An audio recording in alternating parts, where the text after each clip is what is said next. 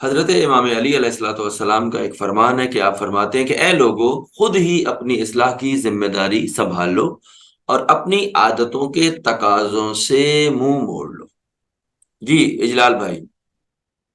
جی آغا، اس میں پہلا سوال تو کچھ ذہن میں یہ آتا ہے کہ انسان اپنی اصلاح کرے، یہ تو دوسرا پہلو۔ سب سے پہلا تو نقطہ یہ ہے کہ کیا انسان خود اپنی غلطیاں، اپنی کوتاہیاں شناخت کر سکتا ہے، اور کہ درست طور پہ کہ وہ کہاں کہاں غلط ہے، تاکہ وہ اصلاح کی ضرورت کو سمجھ لے پہلے اور پھر اصلاح کی طرف جائے۔ جی جی بالکل، اس میں دیکھیے جی، پہلا نقطہ ہے وہ یہ ہے کہ خدا بند عالم نے ہر انسان کو جب بنایا ہے، خلق کیا ہے، ہر انسان جب اس دنیا میں آتا ہے تو عقل کی نعمت جو ہے وہ اس میں موجود ہوتی ہے۔ اسی کو ہم بعض اوقات ضمیر کہتے ہیں، وجدان کہتے ہیں، دل بھی تقریباً اسی زمرے میں آتا ہے۔ اس کی بعد میں انشاءاللہ کسی اور فرمان کی روشنی میں زیادہ وضاحت سے بات کریں گے، لیکن عقل یہاں پر زیادہ پرومیننٹ ہے کہ ہم عقل کو سامنے رکھ کے بات کر سکتے ہیں۔ اب انسان کی عقل جو ہے وہ تشخیص دے سکتی ہے صحیح اور غلط کی۔ اب یہ ضروری نہیں کہ جو عقل نے تشخیص دی ہے وہی صحیح ہو، یا عقل نے جو تشخیص دی ہے وہی چیز غلط ہو۔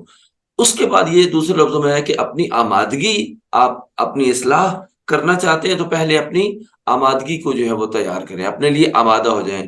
آپ کوئی پودا لگانا چاہتے ہیں تو پہلے زمین کو ہموار کرتے ہیں۔ آپ کسی ٹیسٹ اور امتحان میں جاتے ہیں تو پہلے آپ اپنے آپ کو اس کے لیے آمادہ کرتے ہیں۔ کوئی ٹورنامنٹ ہوتا ہے تو اس کے لیے بھی انسان جو ہے وہ پہلے آپ کو اپنے آپ کو جو ہے وہ آمادہ کرتا ہے۔ تو اصلاح جو ہے اس کے لیے بھی پہلا مرحلہ جو ہے وہ اپنے آپ کو آمادہ کرنا ہے، اور اس میں فرض کریں آپ نے ایک گول سیٹ کر لیا کہ یہ بات ٹھیک ہے، تو پھر جب آپ ایکسپرٹ کے پاس جاتے ہیں تو پھر اپنے آپ کا جو ایکسپرٹ ہے، چاہے وہ قرآن مجید کی بات ہوتی ہے، یا پیغمبر اکرم کی حدیث ہے، یا اہل بیت اطہار، یا کسی بھی اور دانشمند اور کسی اسکالر کی کوئی بات جو ہے وہ آپ اس کو سمجھنے کے قابل ہو جاتے ہیں۔ پھر اس کی روشنی میں آپ نے جو چیز سمجھی ہوئی ہوتی ہے اس کی اصلاح آپ کر سکتے ہیں۔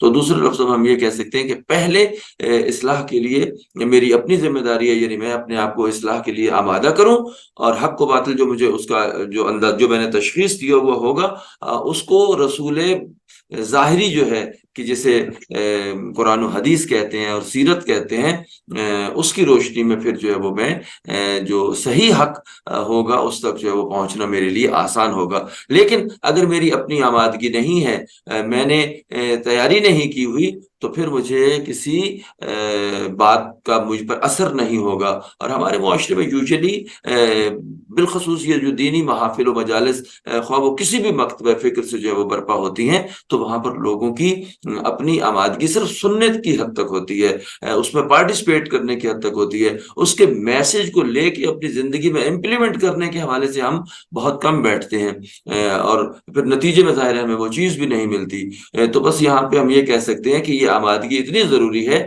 کہ اگر آپ بزم رسالت میں بھی بیٹھے ہوئے ہوں۔ جی جی جی اچھا، وہ اس میں مجھے میسج آیا کہ آپ کا انٹرنیٹ جو ہے وہ ہو گیا، تو میں اس لیے رک گیا۔ یعنی اگر آپ کی آمادگی نہیں ہے تو آپ رسالت مآب کے بزم میں بیٹھے ہوں، امام معصوم کے پاس بیٹھے ہوں، یا کسی بڑے استاد یا اسکالر کے پاس بھی بیٹھے ہوں، تو اس کی بات اور موعظہ آپ پر جو ہے وہ اثر انداز نہیں ہوگا۔ جی، جزاک اللہ۔ اچھا، دوسرا پورشن جو اس حدیث کا ہے، دوسرا حصہ وہ یہ کہتا ہے اپنی عادتوں کے تقاضوں سے منہ موڑ لو۔ اب یعنی یہ عمل کیسے انجام دیا جائے گا؟ اچھا، اس میں جو ہے نا وہ عادت کا تقاضا، یہاں پر دوسرے لفظوں میں جو مراد ہوگی وہ بری عادات ہے۔ اور ایک اور نقطہ یہیں پر میں پہلے عرض کر دوں، دین مبین اسلام عادات نہیں اطاعت کا حکم دیتا ہے۔ آپ کسی عبادت کو اگر عادت بنا لیں گے تو اس کے وہ اثرات نہیں ہوں گے، بلکہ آپ کو ہمیشہ اس میں اطاعت کے عنصر کو جو ہے وہ غالب ہونا چاہیے۔ اب جو عادت ہوتی ہے اس کے کچھ تقاضے ہوتے ہیں، ان تقاضوں کو آپ اپنی سادہ زبان میں ہم کہہ سکتے ہیں کہ ریکوائرمنٹس ہیں۔ آپ نے کوئی کام بھی کرنا ہے، اس کی ریکوائرمنٹ ہے۔ جب آپ اس کی ریکوائرمنٹ پوری نہیں کریں گے تو وہ عادت آٹومیٹکلی آپ سے جو ہے وہ چھوٹ جائے گی۔ اور اسی لیے جب کسی عادت کو چھڑوایا جاتا ہے، یعنی بری عادت کو چھڑوایا جاتا ہے یا اچھی عادت کو ڈالنے کی کوشش کی جاتی ہے، تو اس کا انوائرمنٹ جو ہے وہ کریٹ کیا جاتا ہے۔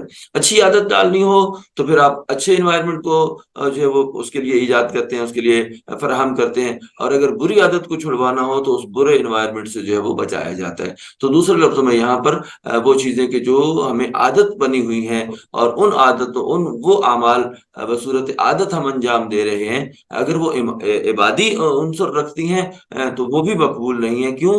کیونکہ عبادت کے اندر جو ہے وہ اطاعت کا عنصر جو ہے اس کو غالب ہونا چاہیے، نہ کہ عادت کا۔